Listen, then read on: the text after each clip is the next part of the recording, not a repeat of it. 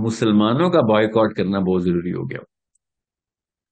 میں آپ کو اپنی مثال دے رہا ہوں. میں نے خود اپنے جتنے بھی علماء کرام میرے جو اساتذہ ہیں اس وقت پاکستان میں بڑے جید قسم کے اسکالر ہیں, ان کو میں نے کہہ دیا دوبارہ آپ مجھ سے یہ ایکسپیکٹ نہ کریں کہ آپ سے کسی قسم کا اسلامی مشورہ کروں گا میں, کیونکہ آپ نے اپنا لائسنس کینسل کروایا. آپ دوبارہ یہ مت سمجھیے کہ میں آپ کے مفتی کو ٹائٹل سمجھوں گا. میں آپ کے مفتی کو صرف اور صرف ایک لیبل سمجھوں گا, کبر کا.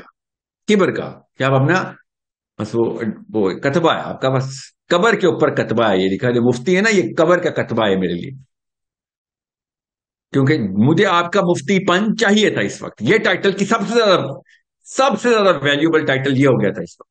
پرائم منسٹر سے بھی زیادہ, سینیٹر سے بھی زیادہ, جرنلسٹ سے بھی زیادہ, پولیٹیشین سے بھی زیادہ, M P A M N A سے زیادہ بڑا ٹائٹل اس وقت یہ ہو گیا تھا. اچانک اللہ نے عزت دی تھی آپ کو, آپ نے کہا نہیں چاہیے عزت.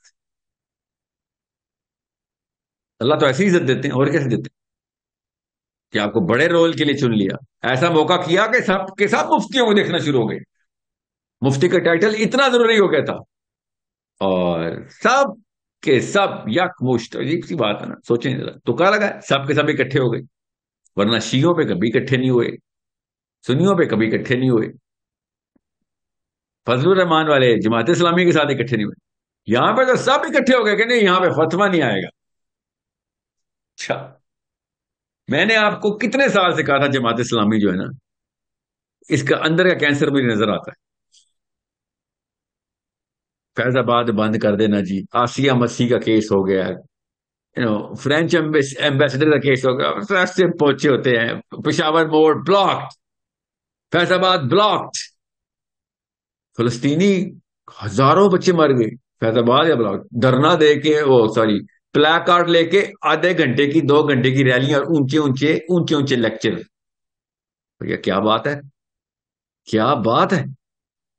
بتاؤں کتنی دفعہ پچھلے 10 سالوں میں آپ نے اسلام آباد پریشر پوائنٹ بنایا, کسی اور پولیٹیکل پارٹی نے نہیں بنایا, داڑھی والوں نے بنایا. یہ اب آپ نیشن وائڈ پروٹیسٹ کی ریلی نکالیں گے, اتنی مہذب ریلیاں آپ لوگوں کی. آپ تو روڈ کے سیمنٹ اکھاڑ دینے والی قوم تھے. اسلام آباد میں چڑیاں بھی نہیں چل سکتی تھی, کوے بھی بھاگ گئے تھے کہ بھائی یہاں پہ تو کچھ بچا ہی نہیں, یہاں پہ تو انہوں نے سب کچھ بلاک کر دیا. آپ تو وہ لوگ تھے. پی ٹی آئی کا ڈرنے کا کوئی ریکارڈ توڑتا تھا تو وہ طاہر القادری صاحب کی جماعت تھی یا فضل الرحمان کی تھی یا جماعت اسلامی تھی کہ جی پورا اسلام آباد لاک کر دیں گے. کیوں؟ پریشر ڈال رہے ہیں گورنمنٹ پہ. اچھا, کیا بات ہے. اور جب فلسطین کی باری آئی تو اتنی کوئی پیسفل, اتنی تو کوریا اور جاپان میں اتنی پیسفل ریلیز نہیں نکلی. آپ کو اتنی پیسفل ریلی نکالنی آتی تھی تو ہمارا کیپٹل کیوں بلاک کرتے تھے ہر دفعہ آ کے. ہماری زندگی اسلام آبادیوں کی تباہ کی ہوتی تھی. آپ نے 2 3 مہینے پی ٹی آئی والے کانسرٹ کرتے تھے بیٹھ کے ڈی چوک پہ اوپر.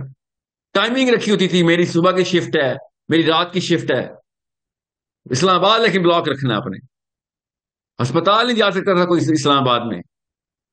کیوں؟ کیونکہ پی ٹی آئی کی نے لاک کر دیا, یا طاہر القادری نے بلاک کر دیا ہوا ہے. اور ہم سوچتے تھے یار یہ کوئی طریقہ ہے, راستے میں ایمبولینس کا راستہ تو چھوڑ دو. نہیں, ہم نے کچھ بھی نہیں چھوڑنا, ہم پر حکومت پر پریشر ڈال رہے ہیں.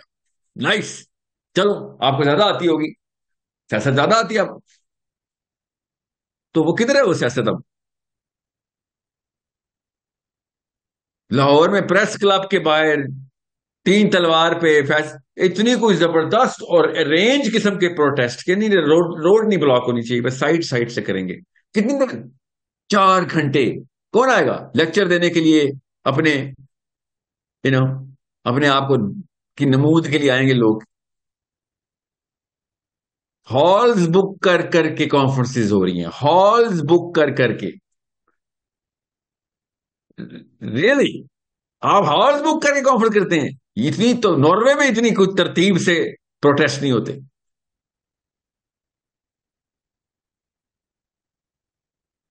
کیونکہ ادھر اپنی کرسیاں چاہیے تھیں, ادھر اپنی کرسیاں اور اپنے بیوروکریسی کے اور پولیٹیکل اور پرسنل تحفظات تھے, اپنے کریئر لائن پہ لگے ہوئے تھے. ادھر بچہ میرا فلسطینی لائن پہ لگا ہے تو نہیں جی ہم تو 4 گھنٹے اور کچھ اور مسئلہ نہ ہو. ٹھیک ہے میں نہیں کہہ رہا ہوں آپ اسلام آباد بلاک کریں جی, وہ مجھے پتا کیا کریں گے آپ کتنا بلاک کر لیں گے. میں تو آپ سے یہ کہہ رہا ہوں اسلام آباد بلاک کرنے کی ضرورت ہی نہیں ہے. آئی ٹولڈ یو, دماغ کی کون سی نس کہاں پہ کنیکٹ ہوتی ہے ہمیں پتا ہے. We all know how the game is played. ہم پاکستان میں تو اسلام آباد والے تو, میں اسلام آباد کیوں نا, اسلام آباد میں سال میں کتنے مہینے اسلام آباد بند رہنا ہے, ہمیں عادت ہے پہلے سے, ہم اتنے ٹرین ہو چکے ہیں. سب سے پہلے کشمیر ہائی وے لاک کر دو جی. اتنی گاڑیاں نہیں میں نے لائف میں کبھی دیکھی جتنے کنٹینر دیکھے ہیں میں نے.